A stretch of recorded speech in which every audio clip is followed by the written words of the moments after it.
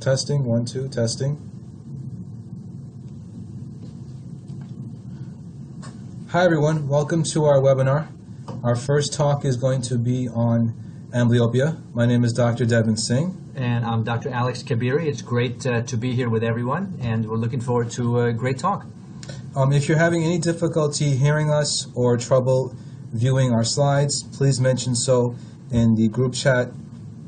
Our administrator, Mr. Duran Debbie, will gladly help you. Okay, so let's begin. So tonight we're reviewing how to treat amblyopia. We're going to be going over the amblyopia treatment studies. We have no corporate financial disclosures to make. So course goals for tonight, and we're going to look to provide a review of the prescribing guidelines for the management and prevention of amblyopia, primarily based upon the findings of the Pediatric Eye Disease Investigator Group. And we're going to focus on addressing the following questions. 1, when to prescribe glasses. 2, when to recommend patching. And if patching is indicated, what might be the frequency and duration of the patching. 3, when to initiate cycloplegia therapy. 4, is there an age limit to amblyopia treatment? 5, how has management of amblyopia evolved? And 6, spectacle prescribing guidelines for amblyopia prevention. First, we're going to start off by talking a little bit about what is the Pediatric Eye Disease Investigator Group.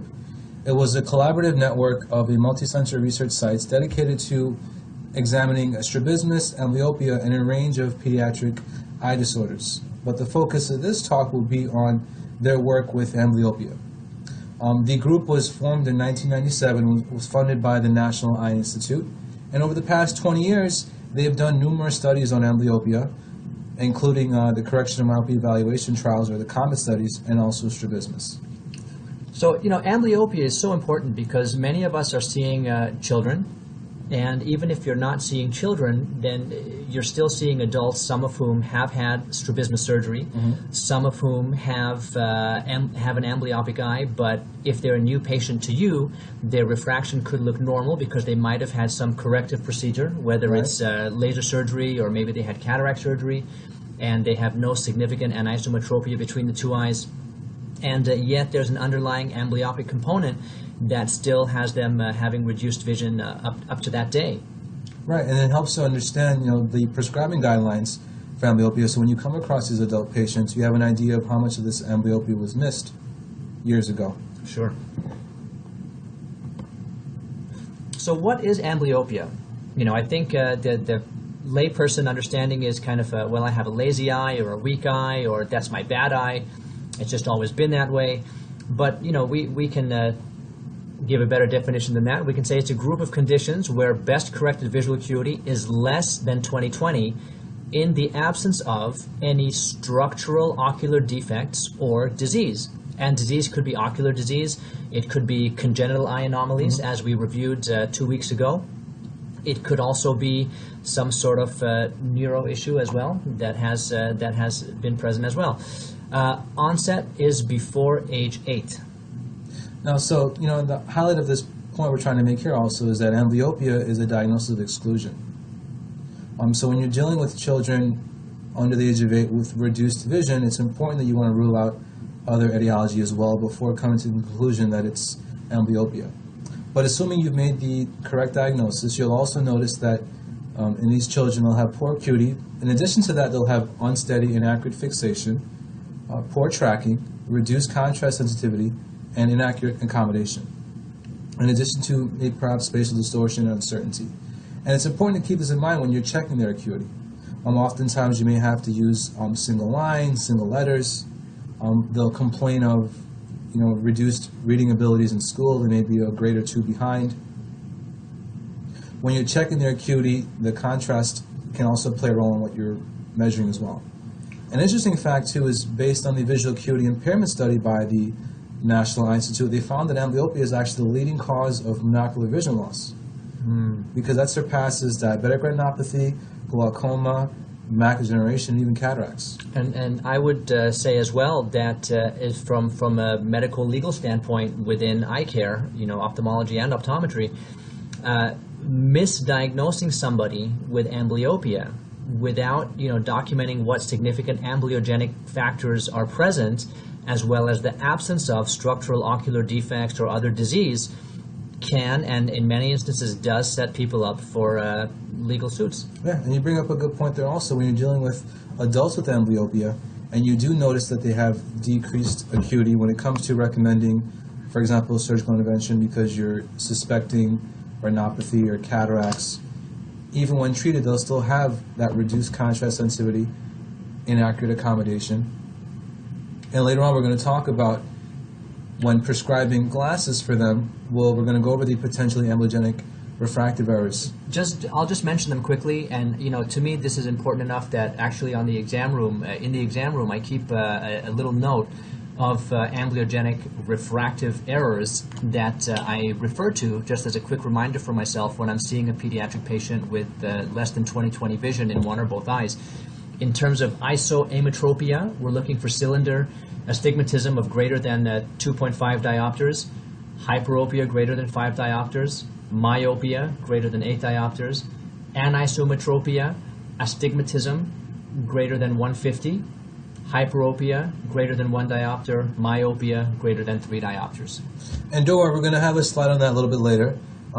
A good point to note there is that anisometropia tends to more likely to cause amblyopia than isometropia. So patients have less tolerance when you're prescribing for children. You don't want to miss that anisotropia. So we're going to group amblyopia into basically 4 functional types. There's strabismic, there's refractive / anisometropia, deprivation amblyopia, and also reverse amblyopia that can happen when you're using patching therapy or cycloplegia. Too much of a good thing. Too much of a good thing, yeah. So causes, we think of form deprivation, and sometimes one question comes to mind is there a role in trying to confirm or exclude the diagnosis of amblyopia? Is there a role for doing visual field testing? And certainly, because we think of a loss of form perception, not a loss of light perception, and visual field testing is really looking at light perception. So they should have a relatively normal field in the presence of amblyopia. So causes, form deprivation. Things that cause form deprivation could be congenital cataract, ptosis, corneal opacity, hyphema, vitreous hemorrhage, and overuse of patching or cycloplegics can cause what's called the reverse amblyopia.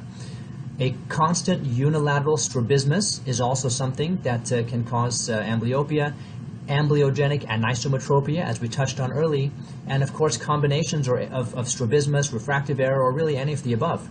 Yeah, and generally speaking, form deprivation tends to cause your more severe types of amblyopia, so it's really important that these are caught and diagnosed very early on.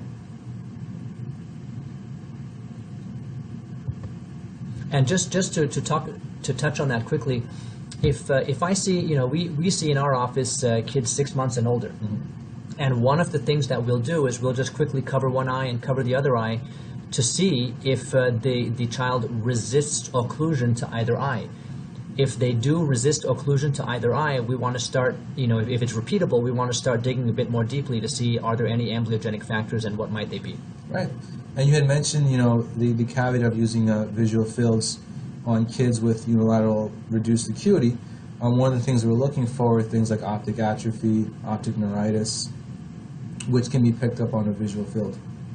We're also looking for things like achromatopsia, colobomas, ROP, myopic retinal degeneration. Most of these can be found with a dilated fundus exam. Keratoconus, probably not so common in your younger patients, but definitely your teenagers and young adults, if you're noticing unilateral vision loss, checking their Ks is really important. But I can tell you that I've seen a lot of patients with keratoconus who, when you tell them for the first time they have keratoconus, they say that from their previous optical exam, but I've just been told that I have astigmatism, high astigmatism, and a lazy eye for many years. Right. That's a good point, too, because chances are they were based on doing an autorefraction keratometry, and they just noticed asymmetric Ks. And the previous doctor may have attributed the asymmetric keratometry readings to refractive amblyopia or meridianal amblyopia as opposed to keratoconus. there's also nystagmus and other macular pathology, or macular degeneration. So as we had said, amblyopia is a diagnosis of exclusion, which is why, you must check these off your list first before coming to the conclusion of amblyopia. Now, I had mentioned before that the Pediatric Eye Disease Investigator Group did numerous studies. I mean, within the amblyopia treatment studies alone, they did 20. As a matter of fact, the 20th study is going to commence this year. So after 20 years, they're still doing work on investigating amblyopia. So we're going to focus on the studies that were done already. The first 5 we have listed here. The first study was comparing occlusion therapy versus atropine for moderate amblyopia. The second study looked at the effect of patching duration on amblyopia. We're going to go into more detail about these studies later on. I'm just giving you like a quick rundown of the list here. The third study evaluated the efficacy of patching and atropine with glasses versus just prescribing glasses alone. The fourth study looked at using atropine every day of the week versus weekend use only. And the fifth study looked at the efficacy of doing 2 hours of patching versus full-time patching or daily patching in the case of strabismus and also anisotropic amblyopia. I think for many of us, that last study there, the efficacy of 2-hour patching per day versus full day or 8-hour patching for strabismic and anisotropic amblyopic patients was a very significant one, because for a lot of people, when the parents would ask, well, how many hours a day do we have to do this, and you say all day, it becomes very prohibitive, to continue with therapy. But 2 hours a day is something they can usually manage. I mean, it's a quick conversation with the parent. Well, does he play games 2 hours a day? Does he play video games 2 hours a day? Watch TV 2 hours a day? Look at comic books, 2 hours a day, etc. Yes, well, then new rule in the house. Yeah. For those activities, you wear the patch. And the great thing is, thankfully for these first initial studies, they pretty much set the foundation for our prescribing for amblyopia.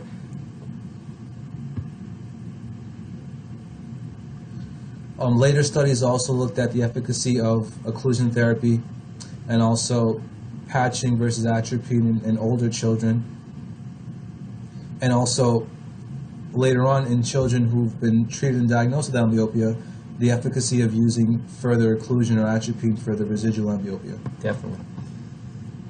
So again, review of the Pediatric Eye Disease Investigator Group, looking again at studies 7, bilateral refractive amblyopia treatment for those patients who have bilateral refractive amblyopia, full specs versus reduced plus, full correction versus reduced plus, Bangerter filters versus occlusion, which is interesting, and the efficacy of glasses for strabismus. Is it surgery only, or is there some role for eyeglasses as well?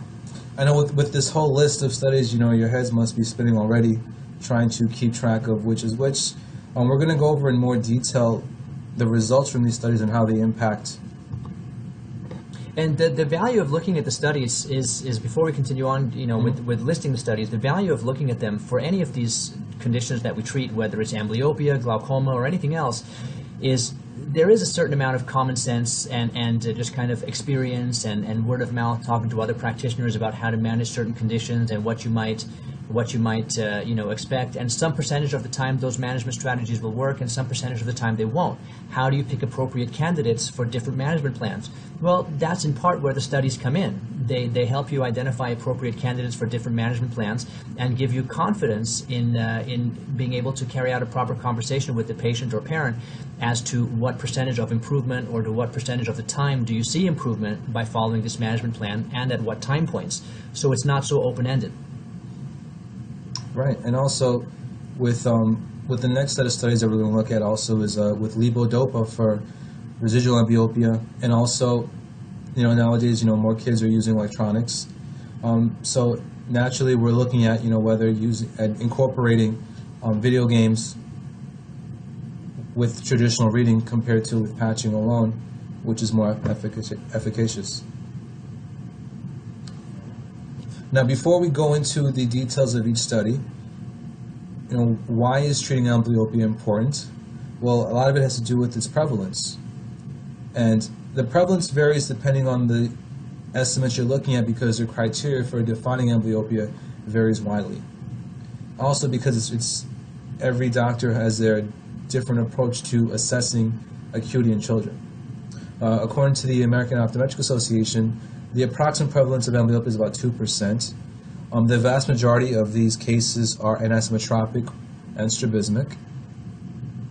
The other residual 10% will be in the form of form deprivation. So fortunately, the more severe form of amblyopia is not as prevalent. The incidence in preschool years is about 0.4% per year. The major risk factors for amblyopia are prematurity, ROP, low birth weight, cerebral palsy, and also family history. Family history is a big one for myself too. Whenever I do come across children with amblyopia or potential amblyopia, I'll always inquire their parents about any older children, any older siblings, younger siblings, because it's important for them to be checked also.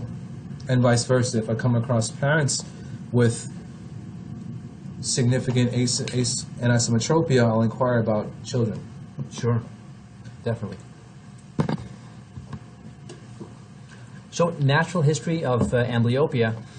So the visual pathway develops from birth to age 8, and as we had mentioned in a previous course 2 weeks ago on ocular embryology, 20/20 acuity doesn't fully develop for some kids until close to age 4.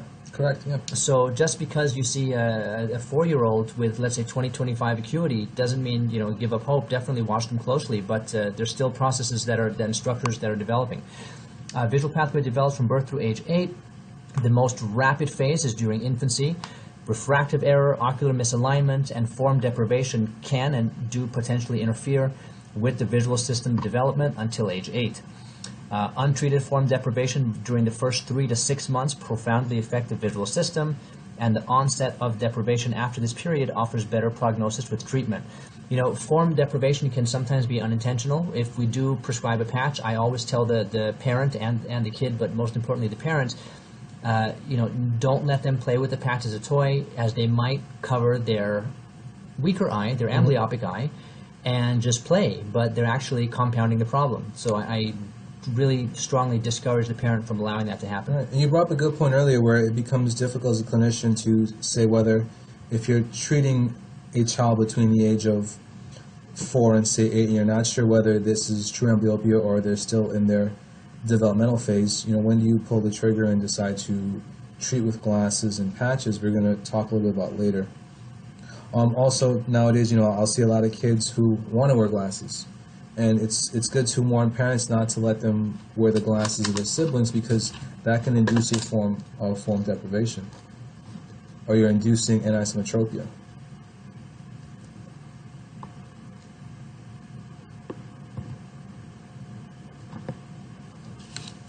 So occlusion versus cycloplegia.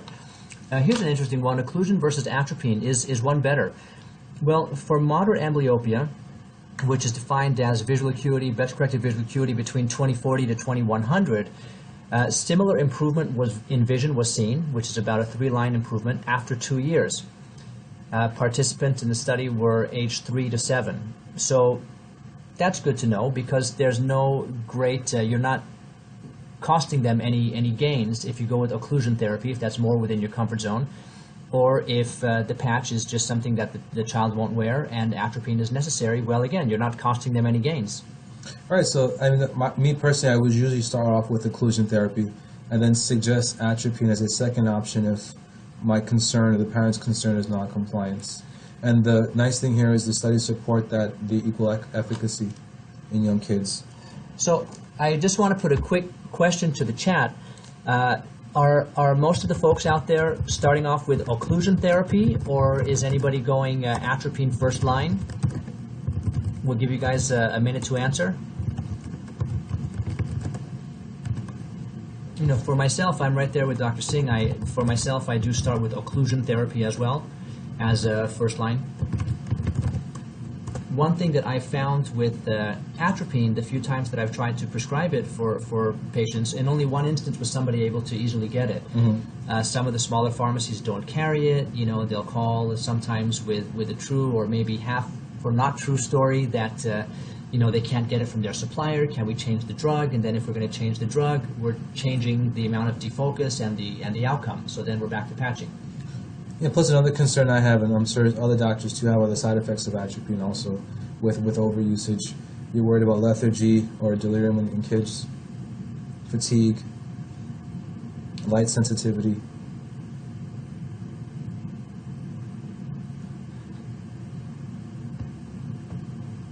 Yeah, it seems the consensus from our doctors online is that patching seems to be first line for many folks out there. Good, good. Thank you all for your feedback. So one of the questions that the study has attempted to answer is, how much patching is necessary? Well, in the second amblyopia treatment study, severe amblyopia is defined as vision acuity between 2100 and 400. 6 hours a day offered the same outcome as full-time patching after 4 months. And now here's another nice thing about the studies is because we're curious, sometimes, or we're not always sure when to follow patients up.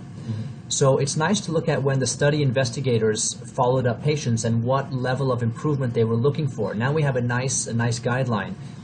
For severe amblyopia defined as 2100 to 2400, we can advise the parent 6 hours a day patching, and after bring them back for follow-up, let's say after 4 months, and look for a 4 to 5 line improvement as a good outcome. Yeah, so if this particular patient is seeing 2100, you can expect after 4 months, hopefully with good compliance, they're going to be seeing about 2040, 2050. But at least here, you can't promise the parents, these kids are going to be seeing 2020 after a very short period of time. And they shouldn't be discouraged if a 2400 patient, comes back with 5 lines improvement, that you can tell the parent this is a good result at this time point. So for moderate amblyopia, again, 2 hours a day patching offered the same outcome as 6 hours, which is great for compliance. So let's say you have this patient who comes back, who initially is at, let's say 2200 vision. They're doing a 6 hour a day patching regimen. They come back after 4 months. They've improved 4 to 5 lines, and now you can tell the patient, tell the parent, everything is in the right direction. We're not going to stop the patching, but we can reduce the number of hours per day, which is going to work wonders for compliance as well, down to 2 hours a day, and then we'll follow up again after the next 4 months.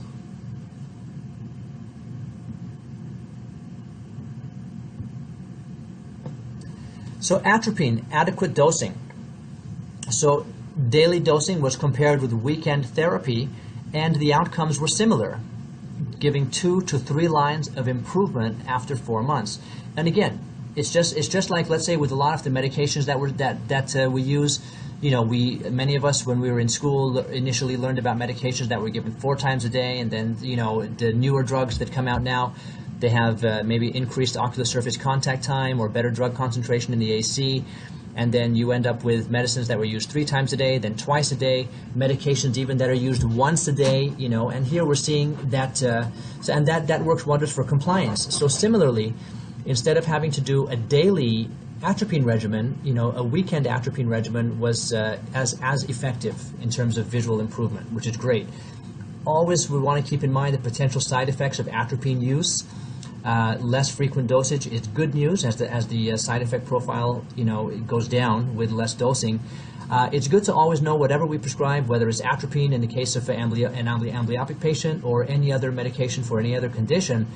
We want to keep in mind what are the normal adverse effects and the abnormal adverse effects, and let the patient or parent know, whether it's a red eye, a bit of stinging, a bit of a watery eye, blurring of vision, photophobia.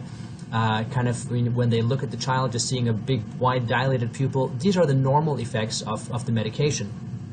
And what are the abnormal effects? You want to let them know that as well, so that they can be vigilant on their side to keep things, to help keep the child safe. Right. As you had mentioned, we want to make sure that parents are aware of the photophobia,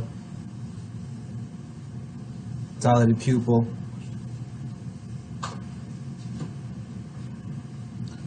One of the questions our doctors have asked is, was patching down the studies as a continuous 6 hours or a continuous 2? In the case of severe amblyopia, it was done as a continuous 6 hours.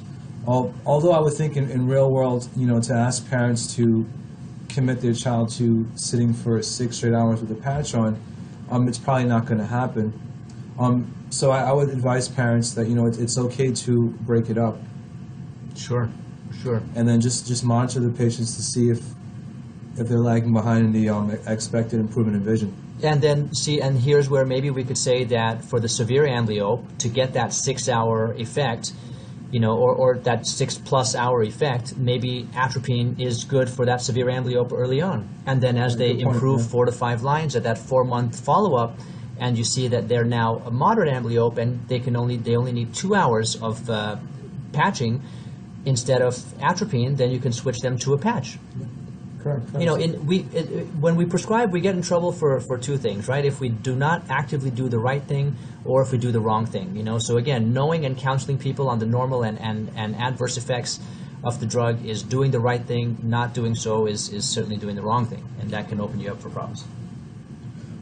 Also, oftentimes, because I'm concerned with how long the atropine will last, and I don't want this to affect the kids' vision, come Monday morning, Tuesday morning, they're in school, I'll oftentimes consider using Cyclogel 1%. The question I like to pose to the doctors listening is, how many of you, when you do decide to use cycloplegic therapy, will use an alternative to atropine, such as Cyclogel or home atropine?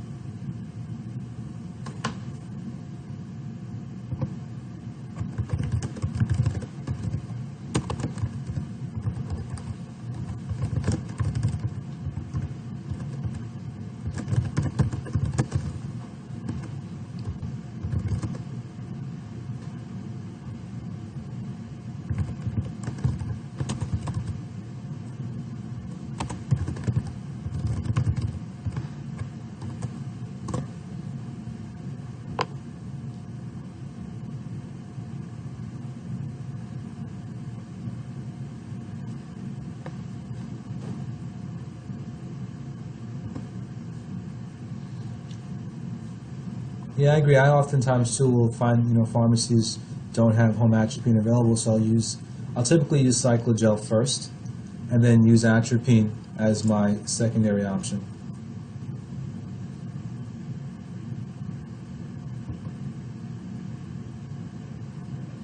The next question us as clinicians will have is, so when are glasses alone sufficient? Based on the third amblyopia treatment study, where they were adding atropine or patching with glasses, depending on the degree of amblyopia and the age of the child. For kids 7 to 12, if their amblyopia was severe, their likelihood of better vision was 4 times greater in the group receiving patching and atropine versus just glasses alone. And in kids with moderate amblyopia, they also saw better improvement with patching versus glasses alone. So, to answer that question, it shows that if you have a kid with unilateral amblyopia, just using glasses alone, chances are won't be sufficient, especially if the amblyopia is severe. I think it's not hard to get a parent to understand when the child has severe or moderate amblyopia that there's a need for intervention.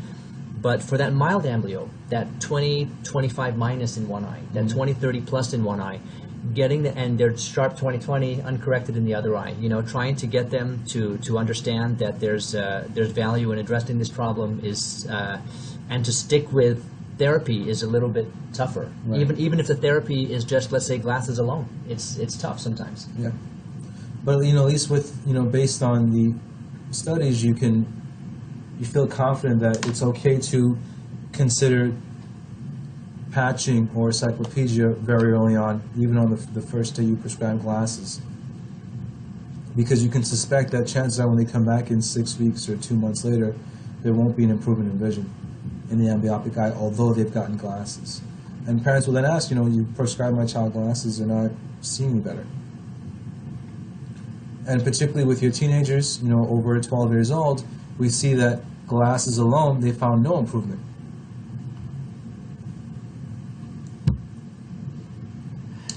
I think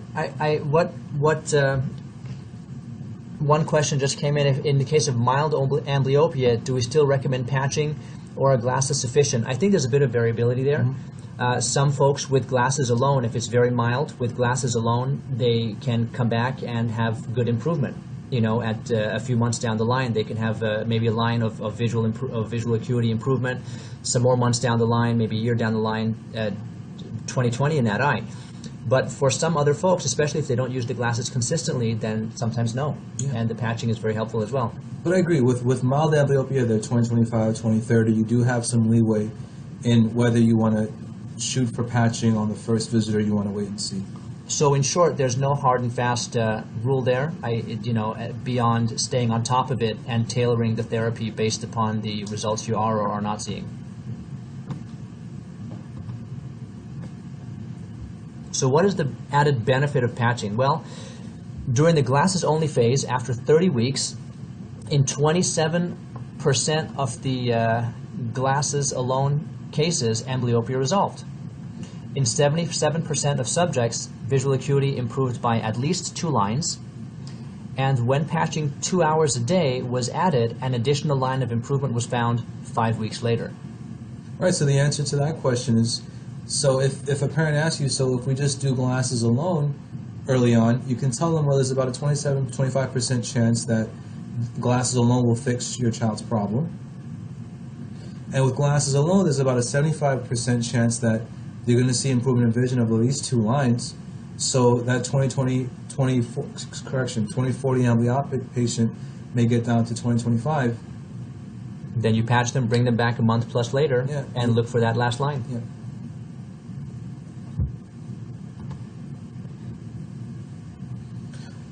Parents will often ask, so what should my child be doing when they're patching? Should they be reading, watching TV, sleeping? Some parents will even ask that. Can I patch while my child is sleeping? The SICK study looked at comparing, whether kids were doing near activities versus distance activities, such as reading versus, playing sports or video games. And they found that after about 4 months of treatment, vision improvement was about the same. Which is good. That also gives us some leeway in the recommendations, and being that every child is different, every household is different. Reading is emphasized to different degrees in different households. Games and TV are used sometimes as the babysitter in other households, so there is some leeway there. Right, and I think, if your concern is compliance, your best chance of compliance is putting the child in a situation that they want to be in. If the child's an avid reader, let them read. If they're an athlete, don't discourage them from playing sports with their patching. Sure, and one thing that helps to get teenagers or parents of smaller kids to understand, in that if you have, let's say, even that mild amblyope, 20/30 in one eye, 20/20 in the other, the need for therapy and follow-up is you cover the good eye, you occlude the good eye, and then let them look around with the not quite as good eye, with the mildly amblyopic eye, and you ask them, you let them know, say, listen, things happen, we have 2 eyes, for many reasons, one of which is the possibility that an eye can be lost during somebody's lifetime. And if they ever lose the good eye, this is what they're going to be left with, which can limit certain activities for them.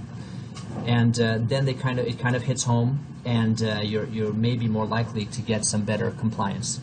The question I want to pose to the doctors listening is, when patients ask you, or parents of patients ask you, what activities do you recommend for my child while I patch them, what are your suggestions?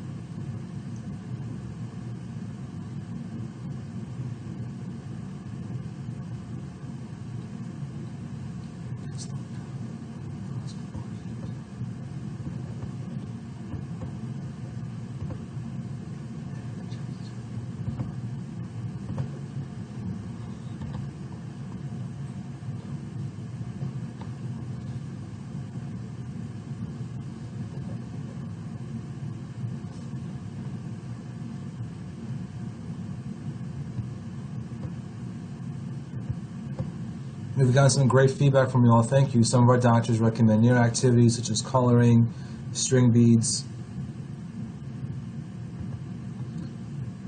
Some recommend using a tablet or iPad, doing their homework, of course. Recommending fine motor games such as tracing, doing mazes. This is a great idea because you're building their, in addition to fine-tuning their visual acuity, you're working on their eye tracking skills. Yeah, it depends on the degree of amblyopia as well. Certain activities they might not be able to do if they really have severe amblyopia, and other gross, motor activities they will be more likely to do. But sure, these activities pretty much cover the range. Right. And then a lot of you doctors will probably also, incorporate these activities as a form of visual therapy that you're incorporating with patching. We're going to steer away from vision therapy for this course and focus on treating just amblyopia with patching, cycloplegia, glasses. In a later course, we'll talk about the benefits of doing vision therapy. So one more question is, at what time point are many of the docs out there following patients up? So you see a young patient today, you determine that they have amblyopia, you want to give them the first pair of glasses, you may or may not institute an atropine or patching regimen. When are we following these patients up? I can tell you for myself, it's in many cases, of course it's case by case dependent, but in many cases it's around that 3-month mark. Right. I want to wait long enough to see some improvement, and just have an idea as well.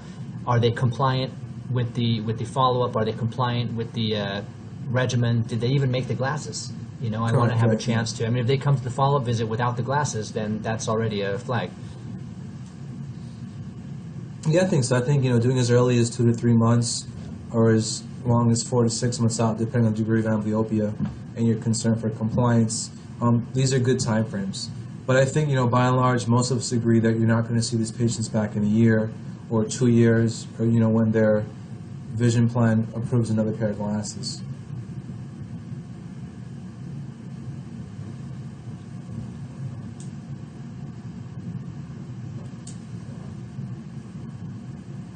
Thank you all so much for your feedback so far. So we're seeing some doctors recommending 4 to 6 months, some are saying 4 months, others are saying 8 to 12 weeks, which is about 2 to 3 months. Great feedback, thank you.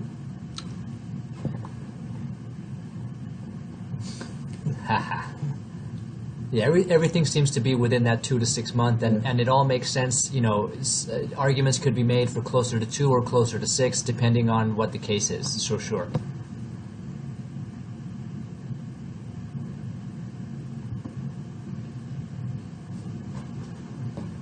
The next question proposes Bangerter filters versus patching. Is there a difference? The 10th amblyopia study found outcomes were similar, neither are superior.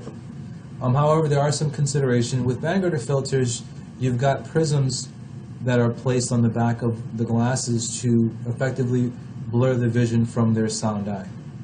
The filters are attached to the back of the glasses, and they're worn full-time. So it's essentially analogous to full-time patching, if you're going to go with this approach. The filter densities range anywhere from 2020 to less than 2200, and you'll generally prescribe the lowest filter density that brings the vision below that of their bad eye. So if their good eye is 2020, their amblyopic eye is 2040, you're going to go with a filter density of 2050. So effectively, it's a fog. It's Correct. A fog to one line worse than the amblyopic eye. The pediatric eye disease investigator group found that with these filters, they do degrade over time. So that fogged eye doesn't necessarily remain fogged throughout the treatment regimen. So depending on your personal experience, some doctors may like using Bangerter filters, some may not. Any of the doctors listening, what are your experiences using Bangerter filters? Have you used them? Do you like them? Do you have any concerns with them? I can tell you that I've seen kids come back with a homemade Kleenex filter where the parent wraps tissue around the eyeglass lens of the better eye and just tapes it in place, and that's effectively essentially a free patch that's removable. Right, right. So, we include the Bangerter filters, for academic purposes, but, please share your thoughts. If you have any insights to share with us, let us know. We'll give you all a few minutes to share us your thoughts. And this exchange is valuable because in this sort of forum we can learn from each other's best practices. So it's very good.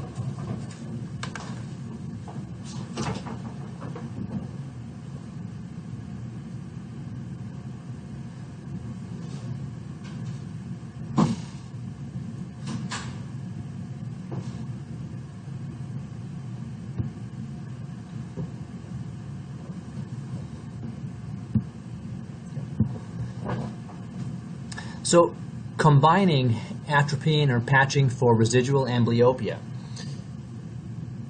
So, prior to enrollment in the 11th study, participants had no further improvement with daily patching or atropine alone. So, one road had run its course.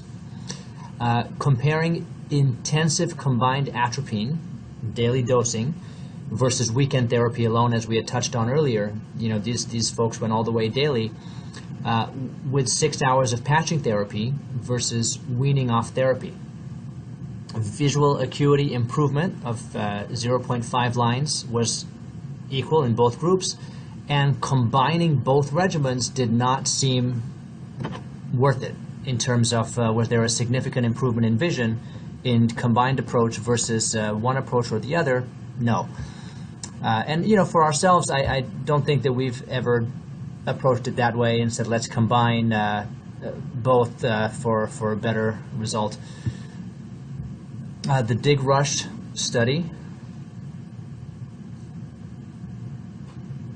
One more point on combined atropine versus patching for residual amblyopia.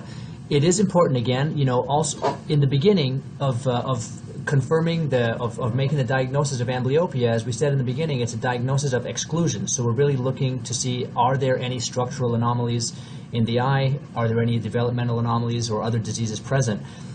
If you think that the amblyopia therapy has kind of run its course and you're not at 20/20 and you want to see is there any other reason that the vision is sort of leveled off, look again and make sure that there's nothing that's changed that's now limiting the vision. Like, in other words, they might have had 20/20 outcome potential at the start of treatment, but now they have some new pathology that's limiting the visual improvement beyond a certain point. So definitely check again. It's still a diagnosis of exclusion. Right, such as corneal changes, lenticular changes, retinopathy. Development of a cataract, anything like that.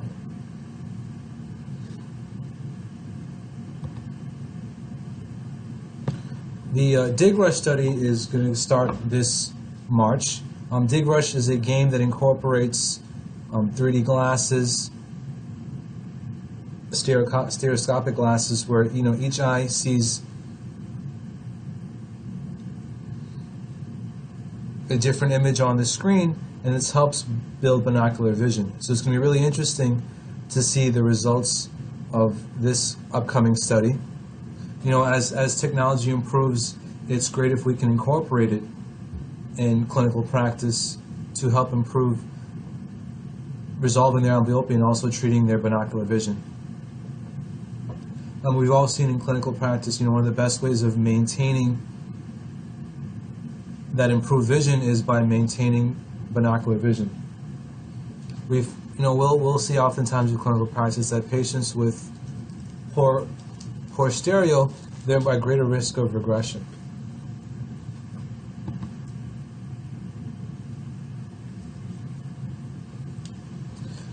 Before we continue, I want to ask you, the other doctors watching us also, when you're implementing patching or cycloplegic therapy for your amblyopic patients, how many of you are incorporating technology such as tablets, computers, cell phones?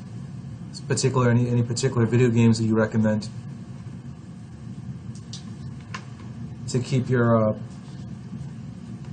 younger patients engaged?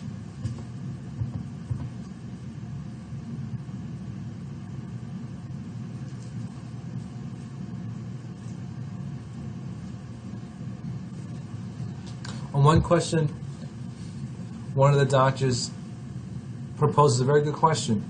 You know, at what point do we say that the current treatment regimen has plateaued? Is it 2 months? Is it 3 months? Is it 4 months? I think 4 months falls at the very early side of the scale. I would look more towards 6 months out or longer before changing my approach. Even at that point, you know, I'll begin to inquire about compliance and also, you know, what activities the child is doing when they're using the patching or cycloplegic therapy. And you can tell as well if, you know, a little bit about compliance. If when they come back, you know, the child is wearing the glasses, they come in, they sit down, the glasses are perfectly aligned, there are no scratches, the nose pads look great, they fit perfectly in the case, the temples are not bent at all, the spring hinges are perfect. You know, you can tell they're probably not using them very often, maybe just using them when they come to the eye doctor. But if they come back, they have the little strap to secure the glasses on, they're bent a little bit, scratched a little bit, they're possibly getting some good use there. One of the doctors asked, for those of you that use Bangerter filters, where do you get them from?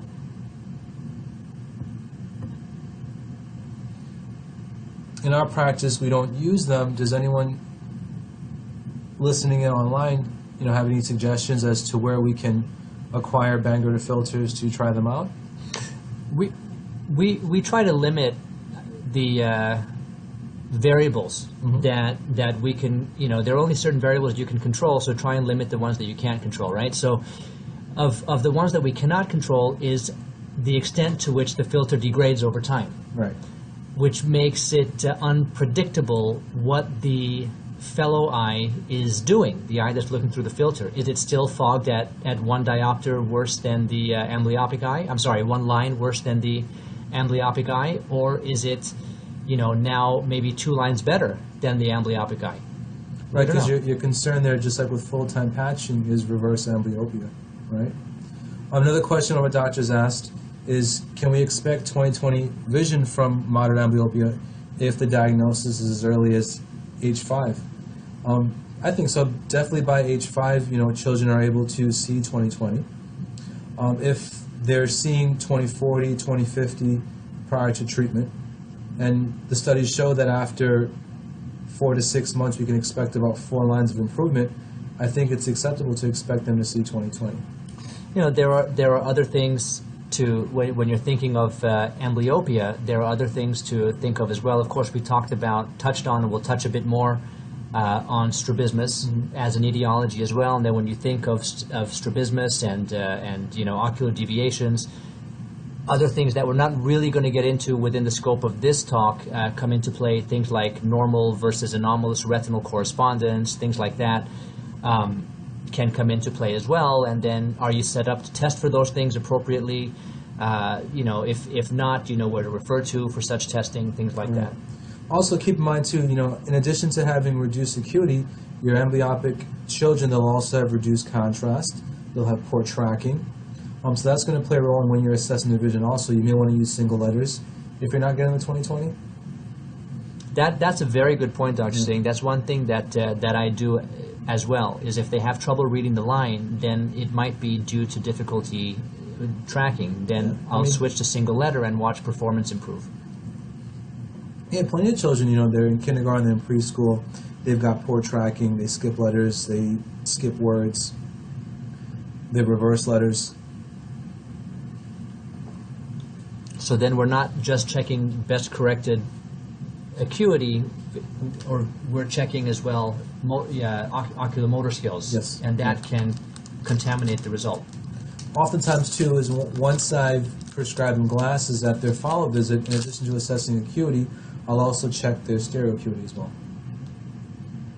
Because having good stereo acuity helps lock in your results and prevent regression. And then hopefully can help further the improvement along.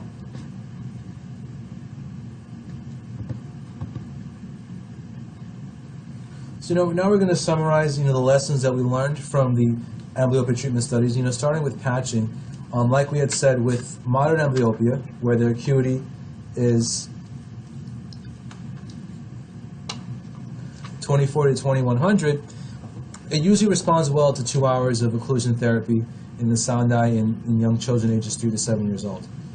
62% of them achieve 20/30, or at least 3 lines of improvement within 4 months. With your severe amblyopes, you're going to want to recommend more patching, 6 hours a day. And honestly, treatment before the age of 5 yields the best results. So unfortunately, if you have a child who's 8, 9 years old and they're seeing 2100 in the amblyopic eye, you're going to reduce your prognosis, or limit your prognosis. Unfortunately, that child may not see 20/20, 6 months out.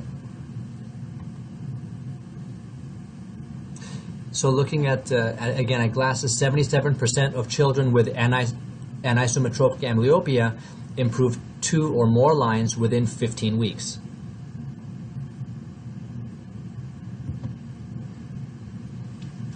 So atropine for moderate amblyopia, 20/40 to 2100 best corrected. Atropine was found to be equally as effective as patching.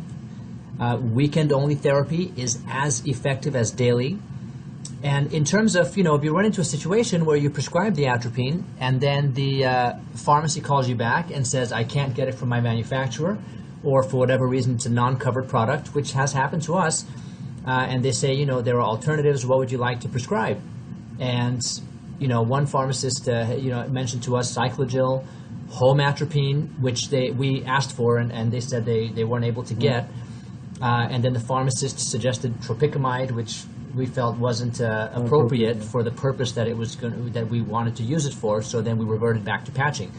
But so how many of you use alternative drops, or what alternative drops might you use if atropine is your first choice and the pharmacy calls you back and says, well, can't get it, whether it's insurance prohibitive or it's not available?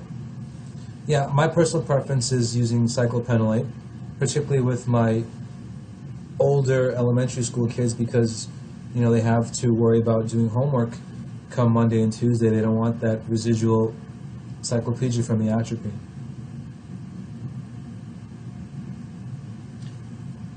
And with the cyclopentolate, you having them use it on the weekends as well? Just weekends, yes. Okay. Yeah. And that would be 1 drop to the intended eye, the good eye, 3 times a day on I'll Saturday generally do and anywhere Sunday? between 2 and 4 times a day, depending on the degree of amblyopia. So every 6 to 8 hours then? Okay.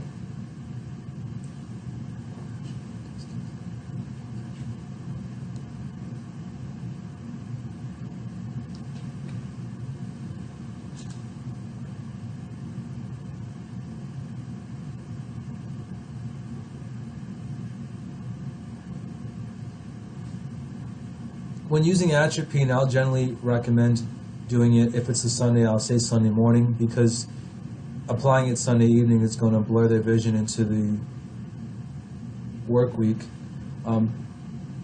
Saturday mornings, I'll generally prescribe it once in the morning for Saturday and Sunday.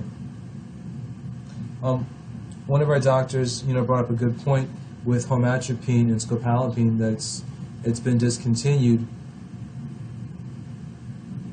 So if you do have some success finding it at a pharmacy, you're pretty much you're getting what's left over, which leaves pretty much atropine and cyclophenolate. Yeah. And then one of our docs is mentioning that atropine can last days. Absolutely, they come home from school, they get on Friday, they get the atropine, and that's it for the weekend. That's it for the weekend, right? Hence why I said I don't like to use it on my older kids. If it's a 4 or 5-year-old, 3-year-old, they're not really doing a whole lot of reading and writing yet, it's more feasible. And just to clear up, homatropine was not, it was discontinued, but not for any negative reason or safety issue. It was discontinued due to low demand.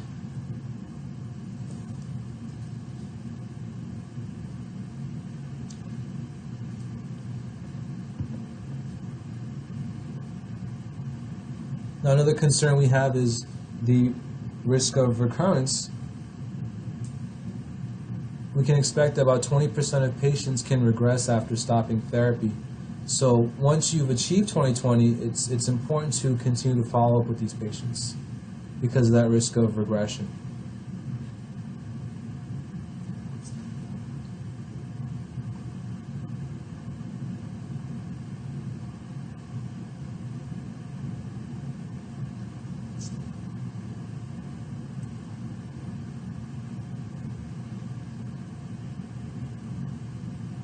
So last point on home atropine, not to beat it into the ground, but the formulation that most of us are accustomed to is isopto home atropine. Mm-hmm. There's an alternate formulation of home atropine hydrobromide, which may still be available, but I would pretty much assume that no pharmacy has it in stock because the demand is low. If you're partial to that medication, you could probably get it from a compounding pharmacy. Right. Yeah, and going back to one of the points that we came across when we first started is the prescribing guidelines for treating anisometropic or isometropic amblyopia. As we had hinted at earlier in the talk, when dealing with isometropia with your astigmatic patients, if their astigmatism is over 2.5 diopters, or if their hyperopia is greater than 5, or their myopia is greater than 8, you want to pull the trigger and prescribe. Yeah, and so these guidelines, it's not a bad idea if you're not sure where to draw the line, 2.25 sil, 275 sil, just to protect yourself. Maybe print this, or maybe just jot this down and put a miniaturized version of it somewhere in the office that you can refer to if you need to. Whether it's we're talking about amblyopia, defining amblyogenic criteria, or whether we're talking about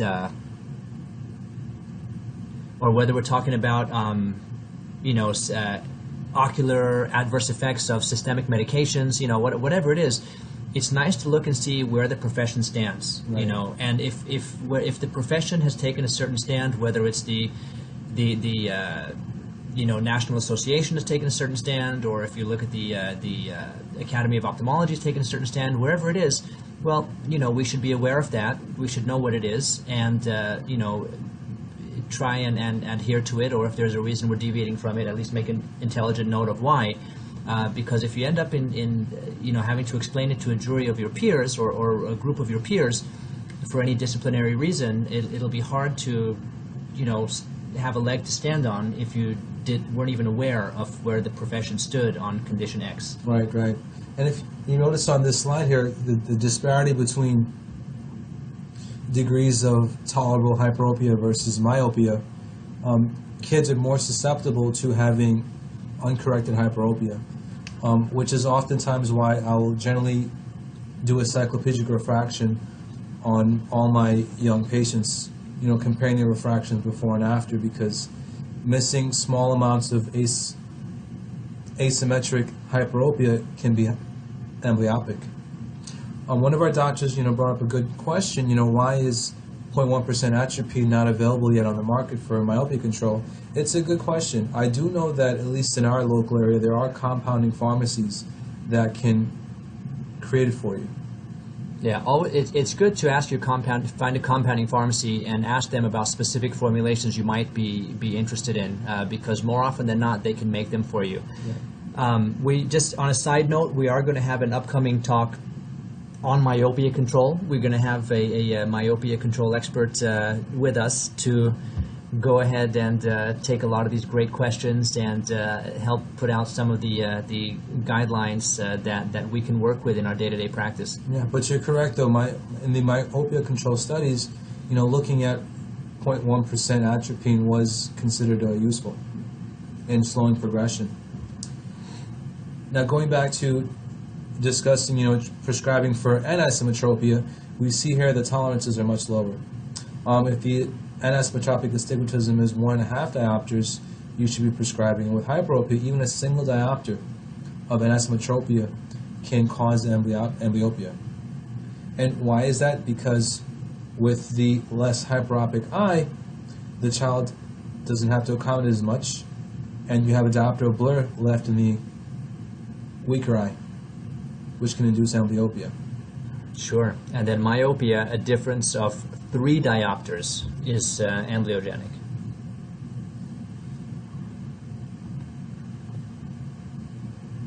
So prescribing guidelines at 1 to 4 years of age, refractive error varies significantly and making the onset of amblyopia difficult to determine. And again, There are some kids who are not really capable of 20/20 visual acuity best corrected until around age 4, which confounds things a little further. Right. Which is why, this is a gray area where a lot of doctors may choose to monitor first before prescribing glasses. I think it doesn't hurt to do a cycloplegic refraction along the way to track any changes in their refractive error. One thing that we have in the office, which is useful for some of these smaller kids, I think most of us probably have retinoscopes, most of us probably have autorefractors or combination autorefractor, non-contact tonometer, something like that. One thing that we also have is a handheld autorefractor, and that's quite a useful tool as well. Sometimes if you can get good matching between, let's say you can do a decent retinoscopy, or maybe not, but being able to get the K readings, the keratometric readings from a handheld device is nice. Some of these kids won't sit still when you try and put them in a larger autorefracting unit, and they certainly won't sit still to do a manual keratometry. Right. So having a handheld is a nice device.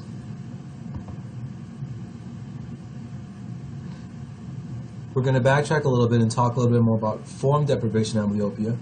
A big thing here are congenital cataracts, and this is a condition that you can't wait for. It has to be treated within the first 2 months to prevent profound form deprivation amblyopia.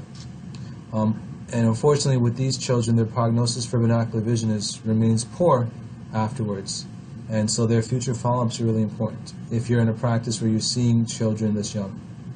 I saw actually a 4-year-old once, and the mom said, "Oh, he's got a lazy eye. His right eye is a lazy eye." That's what we've always been told. And I took a look, and he actually had a cataract. Wow. Yeah, and then he didn't come back to us for visits. I sent him out to a pediatric ophthalmologist, cataract surgeon for that, who took over his care. But the mom made a point of coming back by herself to say thank you. He had surgery. But as Dr. Singh was mentioning, that's much outside of that first 2 months window, so very likely he would have some residual deprivation amblyopic component limiting his vision going forward. Right. The take-home message is one of those conditions where you're not going to wait until the child is 2 or 3 years old before addressing. It must be addressed right away. So can amblyopia resolve without treatment, right? This is a question that a lot of parents will have, because their fear is, as a parent, once their child is prescribed glasses, that's it for them. They're forever locked in. And if he functions well enough without glasses, why even bother with them? Right. So can amblyopia resolve without treatment? Amblyopia increases the risk of losing vision in the better eye, which is interesting, right? So how high is that risk? Well, it's 3 times that of a normal adult and 17 times that of a normal child. So that is something that makes a case for certainly starting and sticking with glasses and treatment. Right, and these statistics, are pulled from the American Academy of Optometry Preferred Practice Pattern Guidelines, which, it's a good reference to refer back to, aside from the amblyopia treatment studies. One possibility of, why would a child lose vision in their better eye? Poor depth perception, poor peripheral vision, they're more likely prone to injury. And then when we think of visual perception, and we think of, well, there are some parts of the brain that are, sensitive or useful in depth perception, some, for motion, some for central acuity. There's so much that needs to develop based upon a normal image entering the eye. Mm-hmm. And normal fixation and the whole bit, that certainly there are many limitations that will be in place without at least trying to correct the amblyopia and get some good binocular function going. Right, so we risk losing vision in the better eye, and in the amblyopic eye, the likelihood of improvement is extremely low. Unless their vision is worse than 20/70, there's some possibility may approach that, but even that I don't consider useful vision. And that's in the case of if, for whatever reason, they lose vision in their good eye.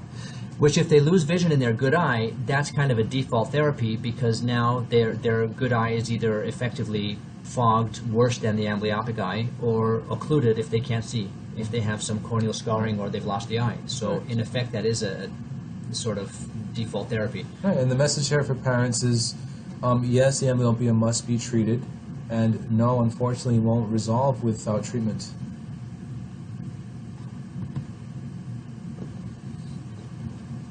So managing isoametropia, well, full correction of refractive error is important. Follow these patients up roughly 4 to 6 weeks, and at follow-up, consider checking things like stereo, accommodative skills, and binocular function. For hyperopes, the likelihood of improving visual acuity to between 2020 and 2030 is excellent. This prognosis appears independent of the magnitude of hyperopia and the initial aided visual acuity or the age at initial correction, which is great. The prevalence of strabismus in patients with uncorrected hyperopia is pretty significant, 67%. Approximately 30% of the patients remain strabismic even with optical correction. Now, as for patients with isoametropic myopic amblyopia, their prognosis is also good. And again, these statistics and guidelines are found in the American Academy of Optometry preferred practice patterns, which you're welcome to refer to for reference. So I like this because it gives you a good guideline on how to address your isoametropic patients, and what your expected prognosis can be in terms of timeline, and what advice you can give to parents as opposed as what to expect.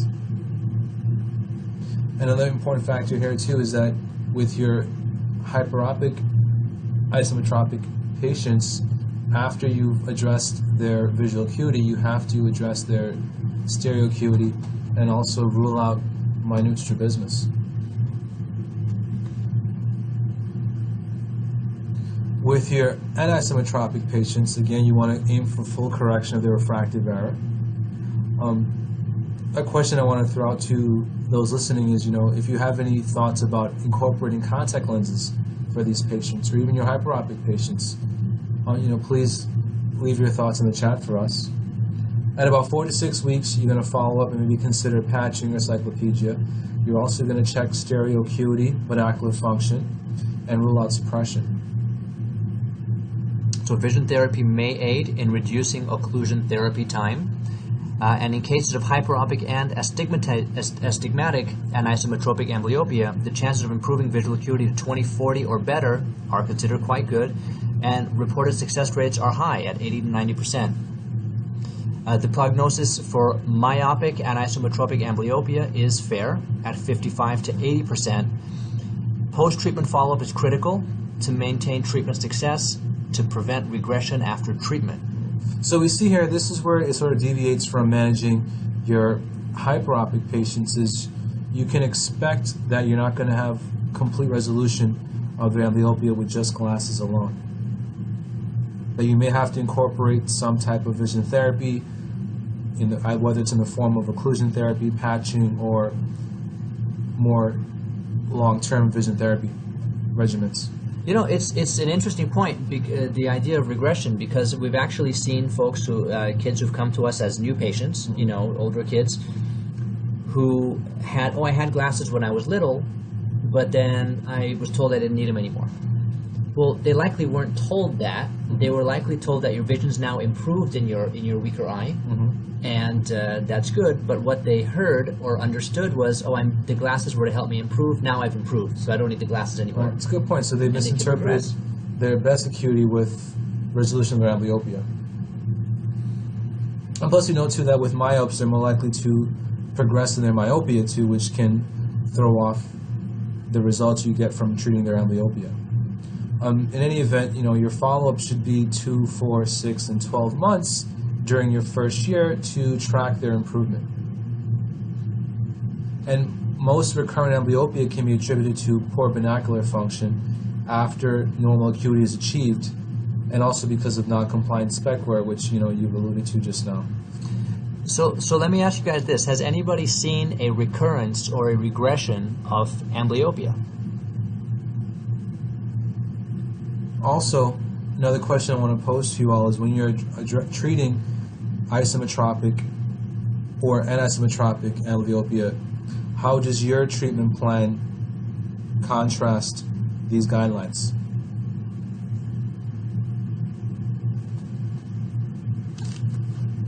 And there's a range. We have one doc who says, no, I haven't seen a regression, and another who says it's fairly common because of non-compliance.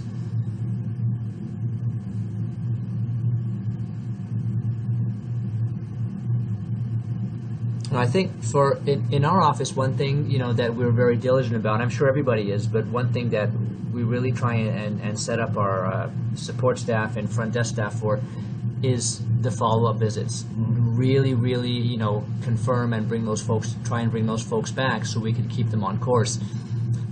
We don't always tell them come back in a year. We're more likely to tell some of these folks come back in 6 months if we think compliance is an issue, 3 months, 4 months, something like that. And we try and remind the parent as well that the window of opportunity to get a ideal outcome closes. It narrows as the child gets older, and at some point it closes, and they won't be able to get the ideal outcome. Yeah, especially when non-compliance is a concern, and we know that kids with myopic and isometropia require more careful follow-up. It's important to stress that to the parents. Because some parents have actually asked, and when you're in school, the teachers say if one person asked, then 10 more were thinking, right? They didn't ask. Mm-hmm. So if one parent asks, maybe more are thinking it. We had one parent who asked, well, why do we need to wear glasses now? Can't we just wait until he's appropriate age and then just do laser on the one eye? Right. And my answer was, well, it doesn't really make a difference what you do, how well you focus the image in the eye, if it's not going to be received and interpreted well by the brain due to amblyopia. So it's to keep those things as viable options for later, we have to address this problem now. The interesting thing here, too, is that although uncorrected hyperopia and astigmatism is more sensitive to amblyopia, at least when it's detected and treated, your outcome, your prognosis is better. And that contrasts with myopia, where the amblyogenic factors for myopia are higher, but once they're there, they're hard to treat.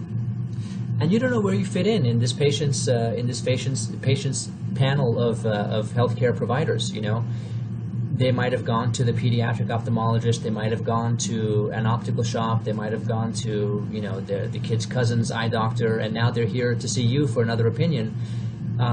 You want to definitely give them the best advice and have that follow-up appointment. Even if they don't come to it, you try and confirm it, but at least it's in your computer system, that in your scheduling system that you did pre-appoint, and try and get them back.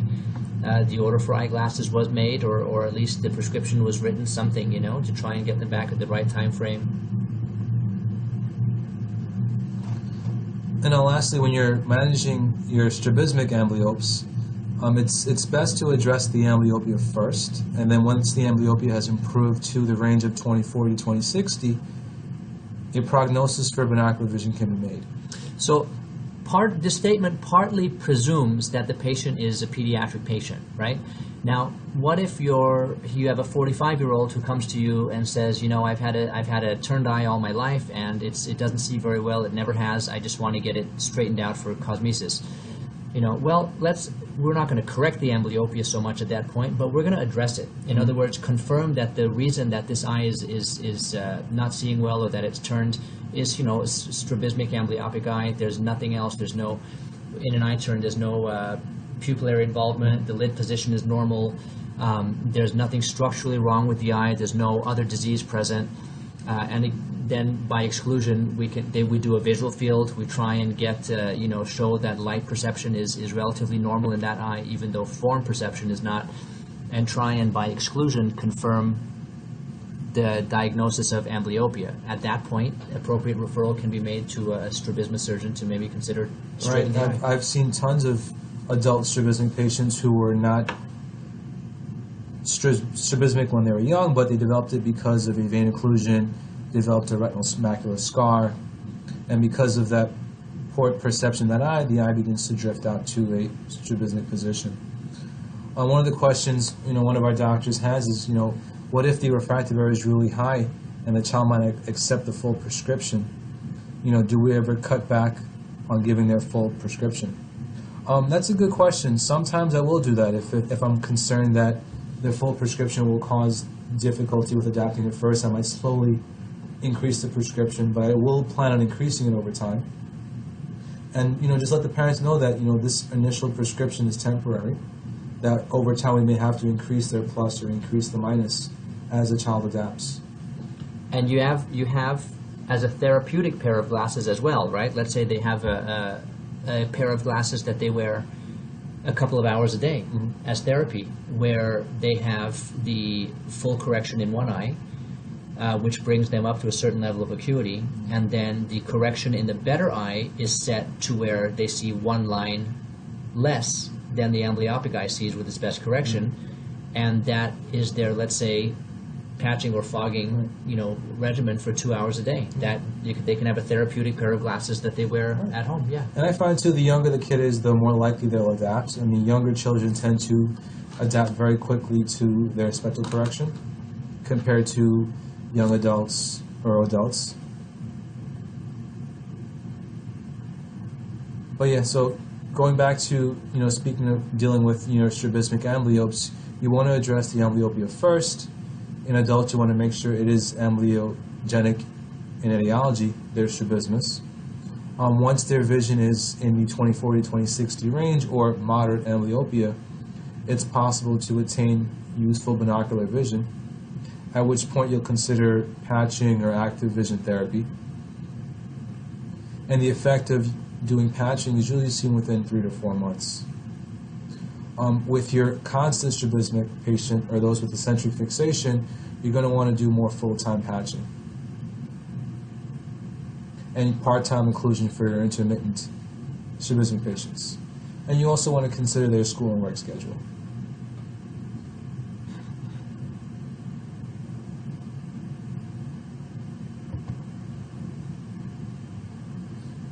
Now, we had alluded to eccentric fixation versus central fixation. How do you check for eccentric fixation? One of the ways we were taught in school is using an ophthalmoscope and putting in the crosshair and looking into their pupil and asking them to look at the crosshair and see where does it fall exactly in the fovea or is it somewhere else.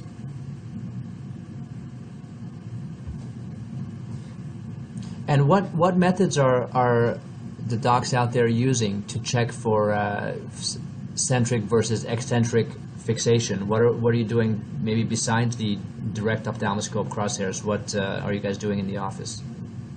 In a later course, we're going to talk about, from a vision therapy perspective, how you treat eccentric fixation. Right now, we're just curious to see, how do you all go about looking for it?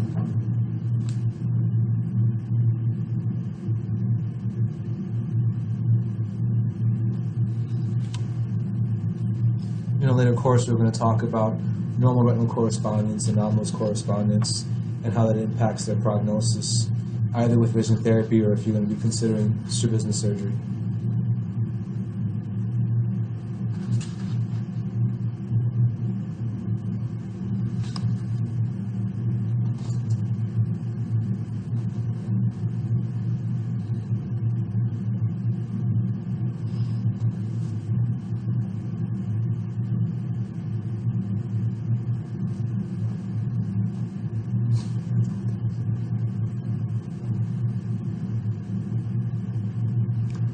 Yeah, it seems like the direct ophthalmoscope seems to be a pretty good way, or a pretty commonly used way. And also some docs are saying the light reflex. So one way, one thing that we look at the corneal light reflexes for in the office is to look for an eye turn. Let's say in very young children who have wide epicanthal folds, is the Hirschberg or corneal reflex symmetrically placed on the cornea. Right. Never mind that they have kind of a pseudo-esotropic appearance, but that's a nice way to quickly tell a parent, well, they might look like they have an ocular deviation depending on their head positioning and the relative position of the eyes with these wide epicanthal folds, but the corneal reflexes are symmetrically placed. They do not resist occlusion to either eye. I'm pretty confident that these are nice straight eyes, and we'll look again in 6 months. Right, yeah. I agree too. I think just checking Hirschberg, you can look for, slight strabismus or small angle strabismus, but I think for looking for eccentric fixation, using a direct O-scope is probably a better way to go. And both things can be done with a direct O-scope. Right, correct, yeah. Which is great.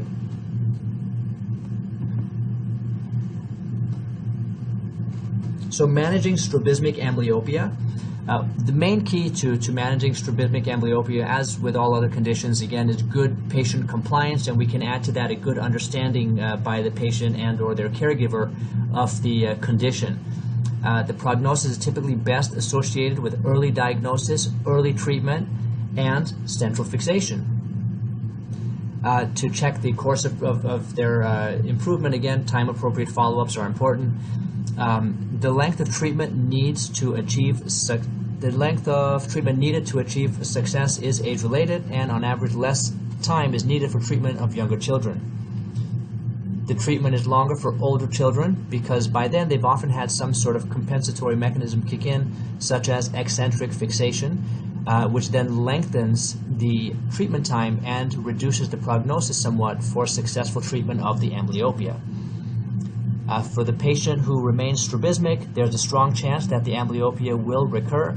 When the patient is greater than 5 years old, the best method for maintaining the improved visual acuity is to establish normal binocularity. Very, very important. Vision therapy, evaluation or vision therapy can be very useful there. Follow-up is following up successful treatment of amblyopia and strabismus at what time points? And again, we had said initially somewhere between 2 and 6 months is fine on a case-by-case basis. Time intervals that we would use in our practice setting might be 2, 4, 6, and then 12 months. For myself, it sometimes could be 3, 6, and then 12 months, depending on the case. Right. And, dealing with strabismic amblyopia sort of deviates from your normal plan with anastomotropic or isometropic because you're going to have to incorporate some degree of vision therapy here in order to facilitate normal binocular function.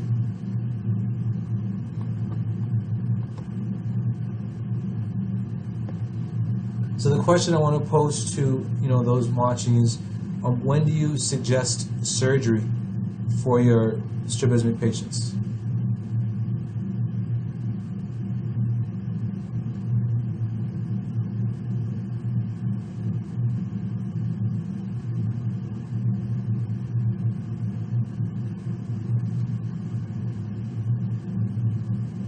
And just as a follow-up to that, when do you tell the parent that surgery is not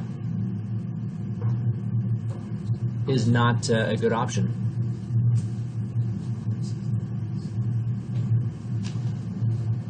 Okay, we'll give you all a few minutes to share your thoughts with that.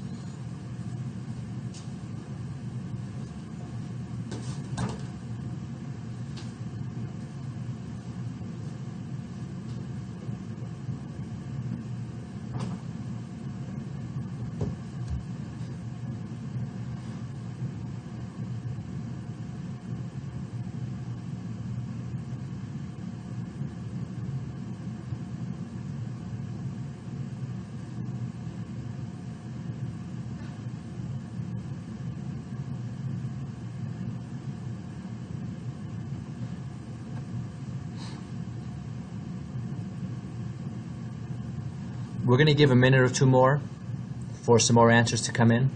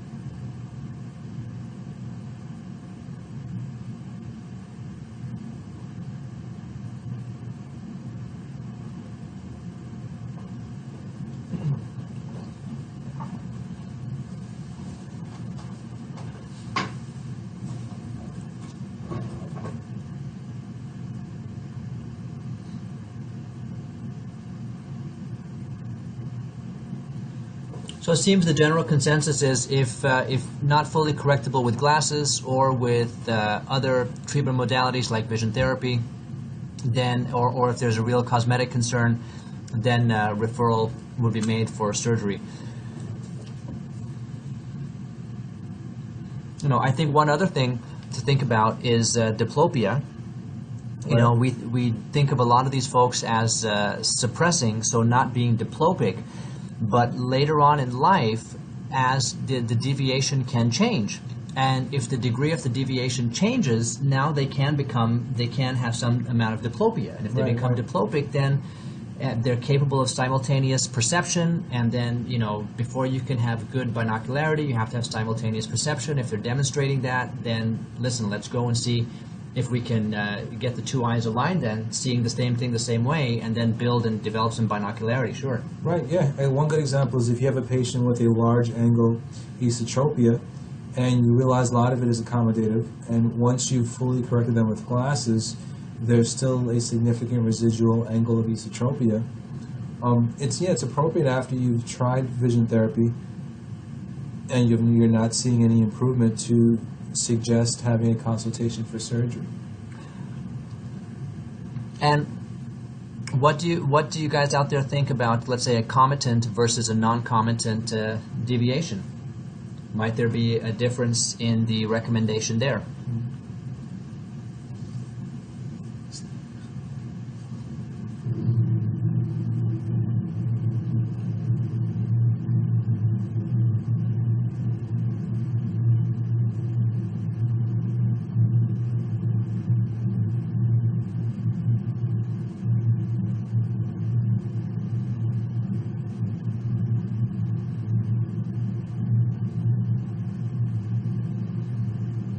Usually an incomitant deviation too is going to be acquired and usually causes diplopia because you may have for example, a fourth nerve palsy.